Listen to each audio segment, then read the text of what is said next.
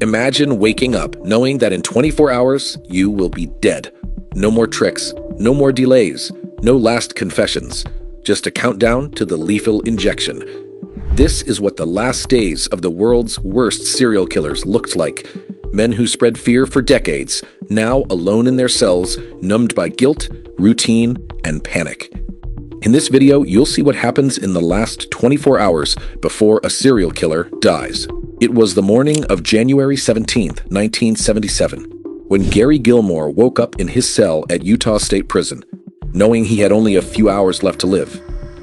While other death row inmates tried for years to delay their execution, Gilmore had done the opposite. He insisted that the sentence be carried out. No mercy, no appeals, no reprieve. Gilmore was a murderer, convicted of shooting 2 men in cold blood. But more than his actions, it was the fact that he was the first person to be executed after the reinstatement of the death penalty in the U.S., which made him notorious. He thus unwittingly became a symbol of a new era of state executions. His last 24 hours were frighteningly sober. He ate a steak, potatoes, coffee, and a whiskey, a meal he ate calmly as if it were an ordinary day. No trembling, no panic, just the stoic calm of a man who had demanded his own death. While other prisoners make confessions or write letters in their final hours, Gilmore remained laconic. He wrote a few short notes to his family, including the sentence, "I'm tired of it." He said no more. Shortly before sunrise, he was led into a sparse room with sandbags on the wall. He was offered a black hood, but he refused. He wanted to see, to consciously retain his last view. Soldiers from the firing squad stood ready, rifles at the ready. A reporter who witnessed the scene later described it as surreal. No drama, no shouting, just this eerie calm. When the prison warden asked if Gilmore had any last words, he simply replied, "Let's do it." 3 words that later even became the inspiration for a world-famous advertising slogan. Then a command. Shots rang out, Gilmore slumped in his chair. No mercy, no hesitation, just the end. For America, it was a signal. After a decade without executions, the death penalty was back, and Gilmore had voluntarily kicked things off. To many, he was a monster. To others, a martyr for the right to die. But in the end, he was just a man who decided that his last day should come sooner than anyone had expected. On the morning of October 9th, 2002, Aileen Wuornos, America's most notorious female serial killer, woke up in her cell at the Broward Correctional Institution in Florida. After more than a decade on death row, this was the last day of her life. But unlike many who spend their final hours in silence or remorse, Aileen remained what she had been her entire life: contradictory, loud, angry. Wuornos was no ordinary serial killer. She was a woman who picked up men on the highway only to shoot them with a gun. To some, she was a monster. To others, a victim. A woman pushed into utter darkness by abuse, violence, and poverty. But however you saw her, on that last day, she left no one indifferent. Her final 24 hours were an interplay of bizarre calm and feverish paranoia. She refused a lavish last meal. Instead, she only wanted a simple black coffee, as sober as her mood. Reporters who had seen her in the days before described her as increasingly erratic. She spoke of secret experiments, of sonic pressure being used to manipulate her in prison. Words that sounded like paranoia, but were delivered with a vehemence that revealed her inner turmoil. On that day, she received a visit from British documentary filmmaker Mick Broomfield. The camera rolled as Aileen made her final appearance. She accused the police of deliberately letting her be killed so that they could present a serial killer. Her words were confused, her eyes wild, but you could sense that she deeply believed what she was saying. When the sun rose in the morning, she refused sedation. "I want to be awake," she said. And so, a few hours later, she was led into the sterile chamber. Witnesses described her as almost cheerful, smiling as she returned the glances of those present. When asked for her last words, she spoke a message that was as cryptic as it was disturbing. "I'll be back with Jesus on Independence Day, with a mothership and all that. I'll be back." Minutes later, the lethal substances flowed through her veins. At 9:47 a.m., Aileen Wuornos was dead. She died as she had lived, uncomfortable, unpredictable, and, until the end, a woman who refused to be silent. On the night of July 12, 1931, Peter Kürten, better known as the Vampire of Dusseldorf, sat in his cell in Klingelplatz prison in Cologne. Only a few hours separated him from the guillotine. For a normal person, this would be the stuff of nightmares, but for Kürten, it was almost a feeling of anticipation. Kürten had been convicted of a series of murders, robberies, and brutal attacks that had terrorized Germany in the 1920s. His actions were driven by a perverse fascination with blood. He drank it, fantasized about it, and described his lust for killing with disturbing candor. So it's hardly surprising that his final hours were also marked by this obsession. On the evening of his execution, he was allowed to request a last meal: Wiener Schnitzel, fried potatoes, and a bottle of white wine. Kürten ate with relish, as if he were in a restaurant and not on his way to the guillotine. Afterwards, he smoked a cigarette, completely calm, almost relaxed. But the truly disturbing part came in his conversation with the prison chaplain. There, Kürten asked a question that witnesses would still quote decades later. "Will I hear my own blood rushing after I am beheaded? That would be the greatest pleasure I can imagine." No sign of remorse, no thought for his victims, just a morbid curiosity as to whether even his death would hold a perverse experience in store for him. On the morning of July 2, shortly after 6 o'clock, Kürten was led into the prison courtyard. The guillotine stood ready. The scaffold was cold and silent. An executioner in a black coat was already waiting. Witnesses described Kürten as composed, almost proud, like someone facing a macabre finale. Without resistance, he placed his head under the blade. The sled rushed forward, the blade fell, a single blow, and the Vampire of Dusseldorf was dead. Later, doctors examined his brain in the hope of finding a biological explanation for his perversions, but they found nothing. No tumor, no malformation. Nothing except the fact that some monsters are simply born of their own free will. Peter Kürten died as he had lived, without remorse, without guilt, driven by a thirst for blood until the very last second. If these last hours fascinate you, then click like and subscribe now, because the next 3 serial killers show just how deep the abyss really goes. On January 23, 1989, one day before his execution, Ted Bundy did not seem like the charismatic serial killer that the media had known for years.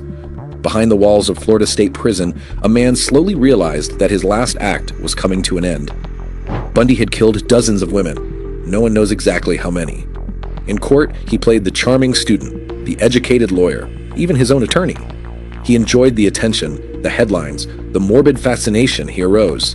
But in his last 24 hours, even this facade fell away, piece by piece. He refused a special last meal and was given the standard portion instead: steak, eggs, toast, and potatoes. But he hardly ate any of it. Witnesses reported that he was restless, wavering between composure and despair. At times he spoke calmly with his lawyers. At other times, he burst into tears. On this last night, he allowed himself to be accompanied by a clergyman. Reverend Fred Lawrence sat with him for hours, talking about guilt, forgiveness, and faith. But even then, Bundy seemed more like an actor trying out a new role than a man fighting for his soul. He called his mother twice, not to apologize for his victims, but to hear her love one last time. "I love you," she said. He replied, almost like a child afraid of the dark. On the morning of January 24, shortly after 7 o'clock, Bundy was led into the room with the electric chair, Old Sparky. Witnesses described him as pale but composed. He nodded to his lawyers and the Reverend before uttering his last words: "Give my love to my family and friends." Then they put the black hood on him. Seconds later, electricity rushed through his body. Outside the prison, people celebrated. They sang, set off fireworks, and held signs reading, "Burn, Bundy, burn." For them, it wasn't an execution. It was catharsis, a party, a triumph over the monster who had terrorized them for years. Ted Bundy, who had wanted to remain in control of his entire life, died in the chair, this time without control, without a show, and without applause. On May 9, 1994, John Wayne Gacy, one of the most cruel serial killers in U.S. history, woke up in his cell at Stateville Correctional Center. Only a few hours separated him from lethal injection. For the families of his 33 victims, this was the day they had been waiting for over a decade. But Gacy himself showed no remorse. He seemed almost defiant, as if he wanted to use his last day to maintain control. Instead of talking about his victims, he was preoccupied with another issue, a legal dispute over the sale of his bizarre prison art. His Pogo the Clown paintings should not belong to the state, but should bring money to his family. Even in his final hours, it was power and money, not guilt or remorse, that filled his thoughts. In the afternoon, he was allowed to receive visits from relatives and close friends. Some were surprised at how calm and even friendly he seemed. He deliberately steered conversations away from the execution, talking about baseball and the Chicago Cubs, as if there were no death sentence hanging over him. His last meal also reflected this contradiction: a bucket of KFC, 12 shrimp, fries, strawberries, and a Diet Coke. Almost like a macabre feast, a throwback to his past as a restaurant manager. Hundreds had gathered outside the prison. Some held up banners, others brought 33 black bags, one for each victim. It was not a silent vigil, but a bizarre mix of grief, anger, and celebration. Goodbye, Dacey, some sang, as if it were a grotesque street party. At midnight, Dacey was taken to the execution chamber. He lay on the stretcher, shackled, still showing no visible remorse. His alleged last words, "kiss my ass," remains controversial to this day. Some witnesses swear he said them, others claim he died silently. The injection did not go smoothly. A problem with the line delayed the process, so that instead of the usual few minutes, it took a full 18. Finally, his heart stopped at 12:58 a.m. For many of the victims' families, it was the moment they had been waiting for. For others, the question remained, could such a death ever compensate for all the suffering he had caused? John Wayne Gacy went as he had lived, without remorse, without apology, as the clown in a grotesque final show. On the morning of November 28, 1994, Jeffrey Dahmer's last day began, without him knowing it. The man whose name had become synonymous with cannibalism, necrophilia, and unimaginable cruelty had been an inmate at the Columbia Correctional Institution in Wisconsin for 3 years. Sentenced to 16 life sentences, his fate seemed sealed. But the real end was not waiting on death row, but in the prison corridor. In the years before, Dahmer had tried to portray himself as reformed. In interviews, he spoke of religion, guilt, and a newfound faith. Some believed him, others thought it was just another game played by a man who had spent his whole life wearing masks and deceiving others. What is certain is that many fellow inmates despised him, not only for his crimes, but also because he made macabre jokes about them, such as how he used food to form body parts or provoked other prisoners. On November 28th, Dahmer was supposed to take on a cleaning shift together with 2 other prisoners, Jesse Anderson and Christopher Scarver. Without direct supervision, a routine task. But it didn't take long for routine to turn into a death sentence. Scarver, himself convicted of murder, attacked Dahmer with a hidden metal rod. He struck him repeatedly on the head, so violently that witnesses later said Dahmer was barely able to react. Minutes later, the Milwaukee cannibal lay covered in blood on the floor of the prison toilet. He fought briefly for his life, but was pronounced dead at 9:11 a.m. at the hospital. Ironically, his death was almost a mirror image of his first murder. His first victim, Stephen Hicks, had also been killed from behind with a metal rod. The circle was complete, cruel and symbolic at the same time. For the families of his victims, Dahmer's end was a mixture of relief and bitterness. Some felt justice had been done, others regretted that he had escaped official execution. And yet his death seemed like an inevitable consequence.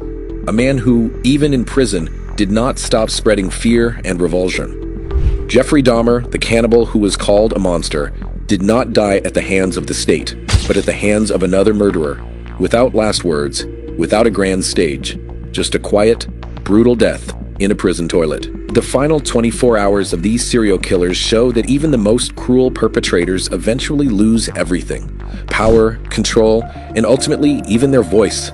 Some died defiantly, others broken, but all the same, powerless and at the mercy of death.